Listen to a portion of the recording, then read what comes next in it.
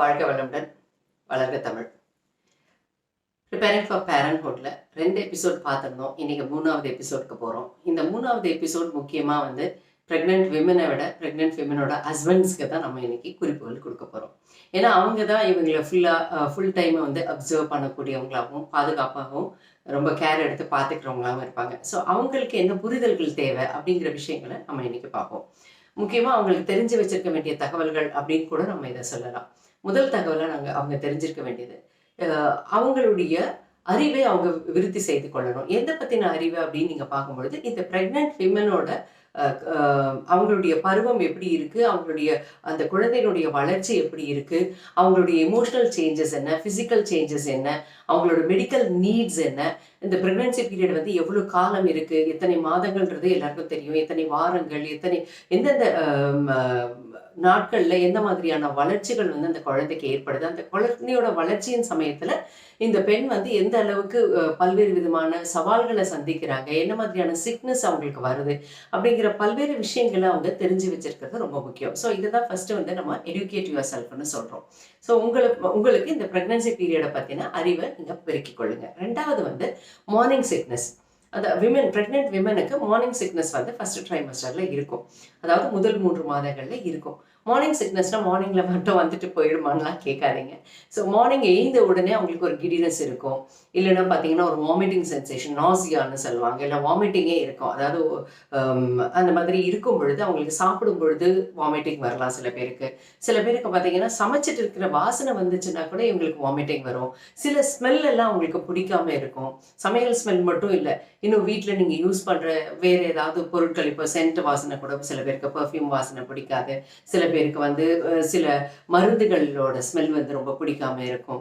So அந்த மாதிரியான விஷயங்கள்லாம் இருக்குது. எப்போதான் இந்த மார்னிங் சிக்னஸ் இருக்கும் நீங்கள் பார்த்தீங்கன்னா, நாள் பூராவுமே இருக்கலாம், சில பேருக்கு இரவுல கூட இருக்கலாம்.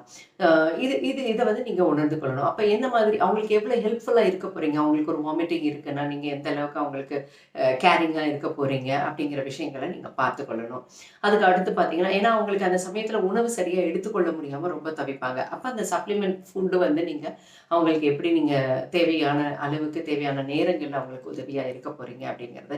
மூன்றாவது பார்த்தீங்கன்னா, ரொம்ப சென்சிட்டிவாக இருக்கணும்னு சொல்லுவாங்க. அவங்களோட எப்படி சென்சிட்டிவ்னா, உணர்வு பூர்வமாக நீங்கள் அவங்கள எப்படி பார்த்துக்க போகிறீங்க, அவங்களோட உணர்வுகளுக்கு மதிப்பளித்து அவங்க உணர்ச்சிகளை நீங்கள் புரிந்து கொள்ளுதல், என்ன மாதிரியான உணர்ச்சிகளில் இருக்காங்க அப்படிங்கிறதெல்லாம் புரிஞ்சுக்கிட்டு அவங்களுக்கு சப்போர்ட்டிவாக இருக்கிறது.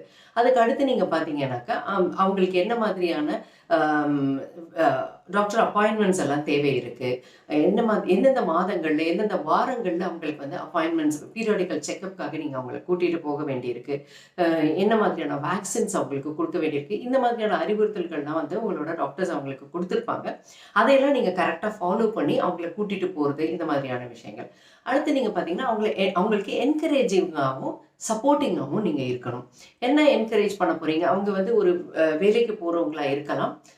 வேலைக்கு போகிறவங்களா இருந்தாங்கன்னா அவங்க ட்ராவல் பண்ணி போவாங்க. அப்போ அவங்க என்ன மாதிரி டிரைவ் பண்ணிட்டு போகிறாங்க, இல்லை என்ன மாதிரியான வேலைகள் போயிட்டு அவங்க எவ்வளோ டயர்டாக போகிறாங்கன்னா அவங்களுக்கு என்கரேஜ் பண்ணும்பொழுது அவங்களுக்கு அந்த டயர்ட்னஸ் ஒரு ஃபீலாக இருக்காது. அதுவும் இல்லாமல் வீட்டு வேலையே செய்கிறவங்களா இருந்தாலுமே நிறைய வேலைகள் அவங்க செய்கிறாங்க வீட்டில். சின்ன சின்னதாக ஏதாவது ஒரு புது முயற்சிகள் அவங்க எடுக்கலாம். ஒரு புதுசாக ஒரு டிஷ்ஷை சமைக்கிறதுக்கு ட்ரை பண்ணியிருக்கலாம், இல்லை கைவேலைப்பாடுகள் ஏதாவது செய்யறதுக்கு முயற்சி செய்திருக்கலாம், இல்லை ஏதாவது ஒரு புதிய முயற்சிகள் அவங்க ஈடுபடும் பொழுது அவங்களுக்கு என்கரேஜிங்காகவும் சப்போர்ட்டிவாகவும் இருக்கணும் அப்படிங்கிறது ரொம்ப முக்கியம். அதுக்கு அடுத்து பார்த்தீங்கன்னா, நீங்கள் அவங்களோட எப்படி ஃப்ளெக்சிபிளாக இருக்கணும். என்ன ஃப்ளெக்சிபிளாக நீங்கள் இருக்கணும் அப்படின்னு பார்த்தீங்கன்னா, ஒரு பார்ட்னராக இருக்கும் பொழுது நீங்கள் உங்களுடைய எக்ஸ்பெக்டேஷன்ஸ் கொஞ்சம் எதிர்பார்ப்புகள் அதிகமாக கூட இருந்திருக்கலாம். இப்போ அவங்க ப்ரெக்னெண்ட்டாக இருக்கும்போது அந்த எதிர்பார்ப்புகளுக்கு அவங்களால ஃபிசிக்கலாக ஈடு கொடுக்க முடியாமல் இருக்கும் பொழுது நீங்கள் எந்த அளவுக்கு விட்டு கொடுத்து செல்பவராக மன அளவுலையும் சரி உடல் அளவுலையும் சரி அவங்களுக்கு எப்படி உதவியாகவும் சப்போர்ட்டிவாகவும் இருக்க போகிறீங்க அப்படிங்கிறத நீங்கள் பார்த்துக்கொள்ளணும். அதுக்கு அடுத்து பார்த்தீங்கன்னா, உங்களுடைய உலகத்தை அவங்கள சுற்றியே நீங்கள் அமைச்சு கொள்ளணும் அப்படிங்கிறது ரொம்ப முக்கியம். ஏன்னா உங்களுக்கு ஆயிரம் வேலைகள் இருக்கும், நீங்கள் வேலைக்கு போவீங்க, வீட்டு வேலைகள் இருக்கும், ரெஸ்பான்சிபிலிட்டிஸ் அதிகமாயிட்டே இருக்குது. இதற்கு மத்தியில நீங்க எப்படி அவங்கள சுத்தி உங்க உலகம் இருக்கு அப்படிங்கிற ஃபீலை நீங்க அவங்களுக்கு கொடுக்கணுங்கிறது தான் ரொம்ப முக்கியம்.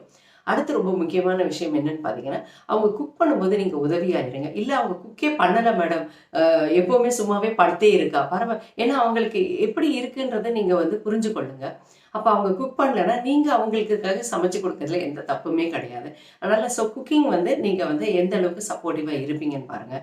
இதுக்கு அடுத்து பார்த்தீங்கன்னா ரெஸ்பான்சிபிலிட்டிஸ் அதிகமாக எடுத்துக்கொள்ளுங்க. என்ன மாதிரியான பொறுப்புகள்னா வீட்டு வேலைகளில் இருக்கக்கூடிய பொறுப்புகள். இப்போ நிறைய விஷயங்கள் அவங்களும் வந்து பகிர்ந்து செய்து கொண்டிருந்திருப்பாங்க. அந்த சில விஷயங்கள்ல அவங்களால இப்போ வந்து ஈடு கொடுத்து செய்ய முடியாமல் ஃபிசிக்கலாக ரொம்ப ஃபிட்னஸ் வந்து குறையிற மாதிரி அவங்க ஃபீல் பண்ணி செய்ய முடியாமல் இருக்கும் பொழுது அந்த இடத்துல உங்களுடைய சப்போர்ட் வந்து அவங்களுக்கு அதிகமாக தேவைங்கிறத நீங்கள் முயற்சி செய்யுங்க. அதுக்கு அடுத்து பார்த்தீங்கன்னா இப்போ உங்களுடைய குழந்தையோட வளர்ச்சி, அந்த வயிற்றிலே வளர்ந்து கொண்டிருக்கக்கூடிய உங்களுடைய குழந்தையோட வளர்ச்சி மட்டும் இல்லாமல் அவங்க பிறந்த பிறகு அந்த குழந்தை பிறந்த பிறகு என்ன மாதிரி அந்த குழந்தையோட எதிர்காலத்துக்கு நீங்கள் 2 பேருமா சேர்ந்து பிளான் பண்ணணும் அப்படிங்கிறத டிஸ்கஸ் பண்ணுங்க. எப்படி அந்த குழந்தையோட மெடிக்கல் கேர் நீங்கள் வந்து ஃபுல்ஃபில் பண்ண போகிறீங்க, அவங்களுடைய ஃபுட் நீட்ஸு, குழந்தையோட துணிமணிகள் வாங்க கூடிய தேவைகள். அப்போ தேவைகள் அப்படின்னு பண்ணும்பொழுது உங்களுடைய பட்ஜெட் வந்து பெருகிக்கிட்டே போகுது.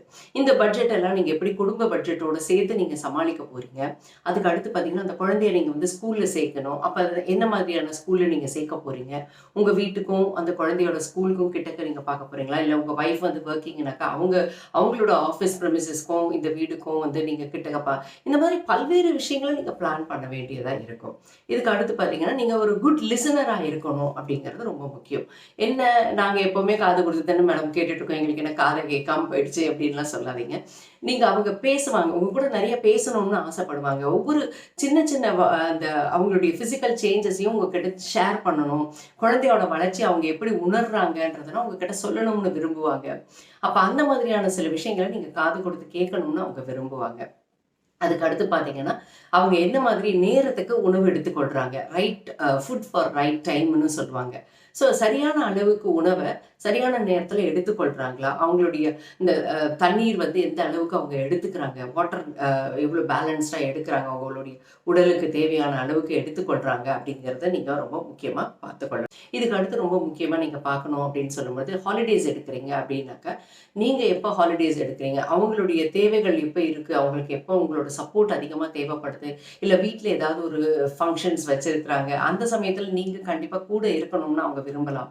இல்லை ஏதாவது ஒரு திருமணங்களுக்கு நீங்கள் கூட்டிகிட்டு போகணும்னு யோசிக்கலாம். அந்த சமயத்தில் நீங்கள் விடுமுறை எடுக்கிறது ரொம்ப சந்தோஷமாக இருக்கும். இல்லை உங்களோட ஒய்ஃப் வந்து ஒர்க்கிங் விமனாக இருக்காங்கன்னா அவங்க எப்போ லீவ் எடுக்கிறாங்களோ அதே சமயத்தில் நீங்கள் 2 பேருமா சேர்ந்து எடுக்கும் பொழுது ஒரு குவாலிட்டி டைமை 2 பேரும் ஸ்பெண்ட் பண்ணக்கூடிய அளவில் இருக்கும். அதுக்கு அடுத்து நீங்கள் பார்த்தீங்கன்னா உங்களுக்குன்னு ஒரு சில ரொம்பவும் சந்தோஷமாக அவங்களுக்கு ஏதாவது ஒரு கிரேவிங்ஸ் இருக்கும்.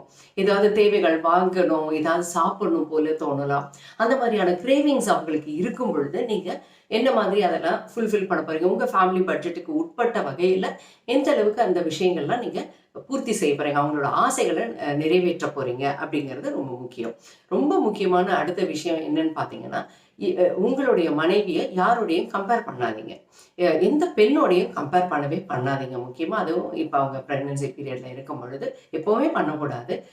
ஏன்னா உங்கள் அம்மா வந்து இப்படியெல்லாம் இருந்தாங்க, என்னோட சிஸ்டர்ஸ் இப்படி இல்லை, நீ தான் இப்படி இருக்க, நீ ஏன் இவ்வளோ சோர்ந்து போகிற, உனக்கு தான் இவ்வளோ செலவு செய்கிற, அந்த மாதிரிலாம் நீங்கள் கம்பேரே பண்ணாதீங்க. ஏன்னா அது வந்து அவங்களுக்கு ஏன்னா ஒவ்வொருத்தருடைய ஃபிசிக்கல் அண்ட் ஃபிசியாலஜிக்கல் நீட்ஸ் வந்து டிஃப்ரெண்ட். அப்போ அதுக்கு தகுந்த மாதிரி நீங்கள் பார்த்துக்கொள்ளுங்க. அப்புறம் அவங்களுக்கு வந்து சில நேரங்கள் ரொம்ப சோர்வாக இருப்பாங்க. அப்போ என்ன மாதிரி அவங்களுக்கு உடற்சோர்வு இருக்குது, அதுக்கு என்ன மாதிரி அவங்களுக்கு ஏதாவது ஒரு ஹாட் வாட்டர் பேக்கோட மசாஜ் தேவைப்படுதா, என்ன மாதிரி அப்படிங்கிறத வந்து நீங்கள் பார்த்துக்கொள்ளுங்க. அதுக்கு அடுத்து நீங்கள் ரொம்ப முக்கியமாக கடைசியாக நம்ம பார்க்க வேண்டிய விஷயம் இந்த சோஷியல் லைஃப் உங்களுக்கு இருக்கும்.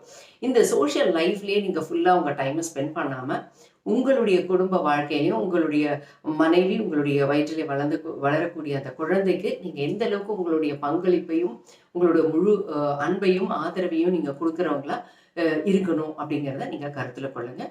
இந்த டிப்ஸ் எல்லாமே உங்களுக்கு கண்டிப்பாக பயனுள்ளதாக இருக்கும் அப்படிங்கிறதுல எந்த ஐயப்பாடும் இல்லை. அடுத்த வீடியோவில் அடுத்த சில குறிப்புகளோடு சந்திப்போம். நன்றி. இந்த வீடியோ உங்களுக்கு பிடிச்சிருக்கும், லைக் பண்ணுங்கள், subscribe and share among your friends. Thank you.